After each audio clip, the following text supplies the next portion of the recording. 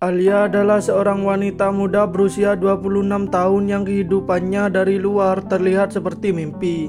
Rumah besar di pinggiran kota dengan halaman rapi, mobil mewah di garasi, dan suami bernama Bima yang sukses menjalankan usaha ekspor hasil bumi. Banyak tetangga iri melihatnya, menganggap Alia adalah perempuan paling beruntung di lingkungan itu. Namun, kebahagiaan yang terlihat belum tentu menjaminkan isi hati yang sebenarnya.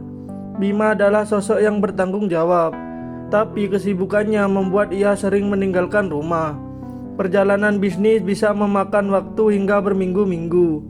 Alia pun terbiasa menghabiskan hari-harinya sendirian, ditemani suara jam dinding dan burung di halaman untuk menjaga rumah dan membantu keperluan sehari-hari.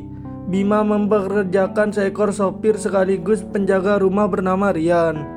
Lelaki 30-an itu terlihat ramah, rajin, dan selalu menunduk saat berbicara. 2 tahun bekerja, Rian sudah dianggap seperti bagian dari keluarga. Bima sangat mempercayai Rian. Ia kerap menitipkan rumah bahkan keselamatan Alia saat ia pergi. Kalau ada apa-apa langsung hubungi Rian. Begitu pesannya setiap kali berangkat. Alia pun tak pernah curiga, karena tak ada tanda-tanda yang membuat merasa terancam. Ia tak pernah membayangkan bahwa orang yang dipercayai suaminya dan yang ia anggap teman kelak akan menjadi sumber luka terbesarnya. Hari itu Bima kembali berangkat keluar kota, tak sadar bahwa kepergiannya kali ini akan mengubah hidup Alia selamanya. Hari itu dimulai seperti biasa. Alia menyiapkan sarapan untuk Bima yang akan pergi keluar kota. Mereka berbincang ringan di meja makan. Lalu Bima mencium keningnya sebelum melangkah ke mobil. "Jaga diri ya, kalau butuh apa-apa minta tolong Rian," ucapnya sebelum pintu tertutup. Alia tersenyum, melambaikan tangan. Tak tahu bahwa kalimat itu akan menjadi ironi pahit dalam hidupnya. Siang berlalu dengan tenang. Alia membaca buku di ruang tamu, lalu menonton televisi. Menjelang malam hujan turun deras. Petir menyambar beberapa kali hingga akhirnya listrik padam. Rumah besar itu tiba-tiba terasa mencekam. Alia mengambil lilin dan menyalakannya. Cahaya kecil berkelip di tengah kegelapan. Saat sedang meletakkan lilin di meja, terdengar suara pintu kamar terbuka. Rian berdiri di ambang pintu. Wajahnya setengah tertutup bayangan, namun tatapan matanya tajam. "Ada apa, Mas?" tanya Alia, mencoba bersikap wajar. Rian tidak menjawab, hanya melangkah perlahan mendekatinya. Hatinya mulai berdegup cepat, firasat buruk menghantamnya. Tiba-tiba Rian meraih lengannya dengan kasar. "Sudah lama saya ingin ini," bisiknya dengan nada yang membuat darah Alia membeku. Ia mencoba melepaskan diri, tapi genggaman Rian kuat. Dalam hitungan detik, dunia Alia runtuh. Kepercayaan, keamanan, dan rasa hormat hancur di dalam malam yang basah dan sunyi itu. Sejak malam itu, hidup Alia berubah total. Ia merasa tubuhnya bukan lagi miliknya. Setiap kali melihat pantulan wajahnya di cermin, ia merasa jijik pada dirinya sendiri. Meski ia tahu kesalahan itu bukan miliknya, namun rasa malu dan takut membuat lidahnya keluh. Bagaimana kalau Bima tidak percaya? Bagaimana kalau orang-orang menuduhnya yang menggoda? Pikiran-pikiran itu berputar tanpa henti di kepalanya. Hari-hari berikutnya, Alia lebih banyak mengurung diri di kamar. Ia menghindari tatapan Rian. Meski pria itu bertindak seolah tidak pernah terjadi apa-apa, justru itulah yang membuat Alia semakin muak. Seakan penderitaannya hanya ilusi. Bima sempat bertanya mengapa istrinya terlihat murung, tapi Alia hanya tersenyum dan menjawab, "Capek saja." Ia tidak sanggup menatap mata suaminya. Takut rahasia itu terbaca. Di malam hari ia sering terbangun dengan nafas tersengak, basah oleh keringat dingin setelah mimpi buruk yang sama.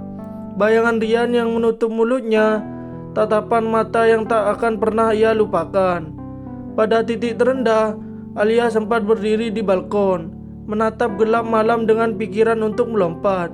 Namun suara ibunya di masa lalu terngiang jelas. "Nak, jangan biarkan orang jahat menang hanya karena kamu diam." Kata-kata itu menyatakan secercah cahaya di hatinya. kecil tapi cukup untuk membuatnya bertahan. Ia mulai sadar jika terus diam, luka itu akan membunuhnya perlahan, dan Rian mungkin akan melukai orang lain. Keesokan harinya, Alia mencoba mengambil langkah pertama. Ia membeli sebuah buku catatan kecil dan mulai menulis setiap detail kejadian malam itu. Jam berapa listrik padam, bagaimana Rian masuk ke kamarnya, setiap kata yang diucapkan. Menuliskannya membuat dadanya sesak, tapi ia tahu ini akan menjadi senjata. Ia juga mulai memperhatikan gerak-geri Rian. Ternyata beberapa kali Rian sengaja masuk ke area pribadi di rumah tanpa alasan jelas. Semakin hari, rasa takut berubah menjadi tekad. Alia tidak mau lagi hanya bertahan. Ia ingin memastikan tidak ada korban lain. Diam-diam Alia memesan kamera kecil yang bisa disembunyikan. Ia memasang di sudut kamar dan ruang tamu, memastikan sudut pandang mengarah ke arah yang sering dilalui Rian. Rencananya sederhana tapi beresiko. Ia akan memancing Rian untuk mencoba mengulang perbuatannya. Beberapa minggu kemudian, kesempatan itu datang. Bima harus kembali bepergian. Alia bersikap seolah santai, tidak mengunci pintu kamar rapat-rapat. Malam pertama Bima pergi. Rian kembali menunjukkan tatapan yang dulu menghantui Alia. Kali ini, semua terekam jelas di kamera. Setiap langkah, setiap ucapan, semua menjadi bukti yang tak terbantahkan. Saat melihat lampu kamera menyala, Alia merasakan sesuatu yang belum pernah ia rasakan sejak kejadian itu. Kendali. Untuk pertama kalinya ia tahu dirinya akan melawan, bukan hanya demi dirinya, tapi demi semua perempuan yang mungkin jadi korban berikutnya.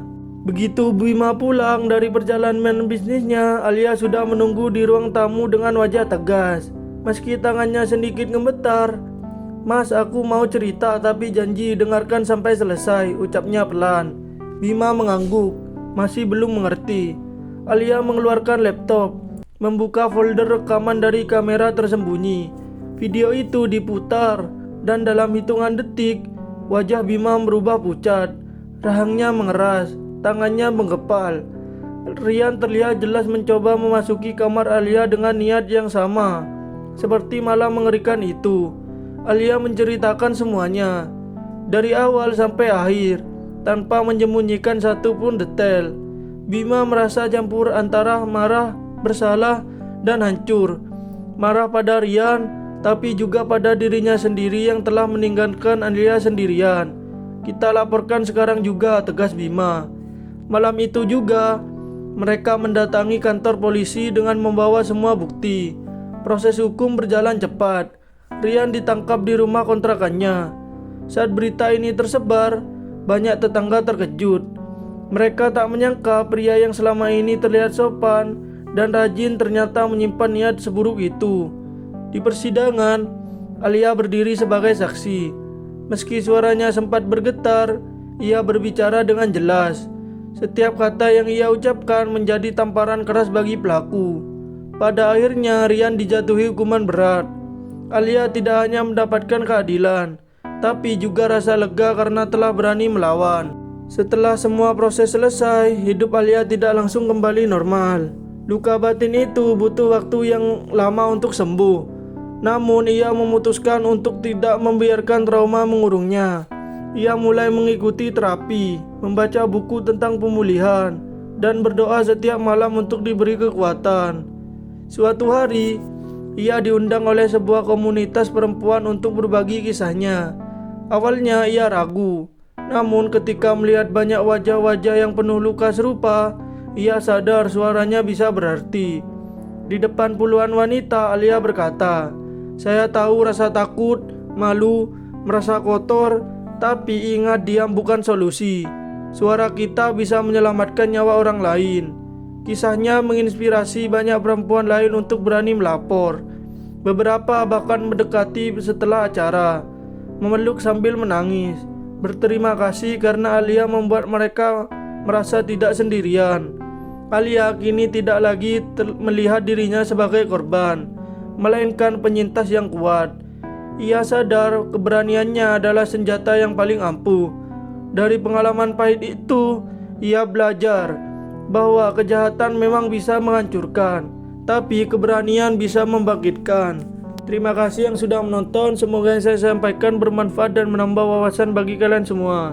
Jangan lupa like, komen, share, dan subscribe. Peace out.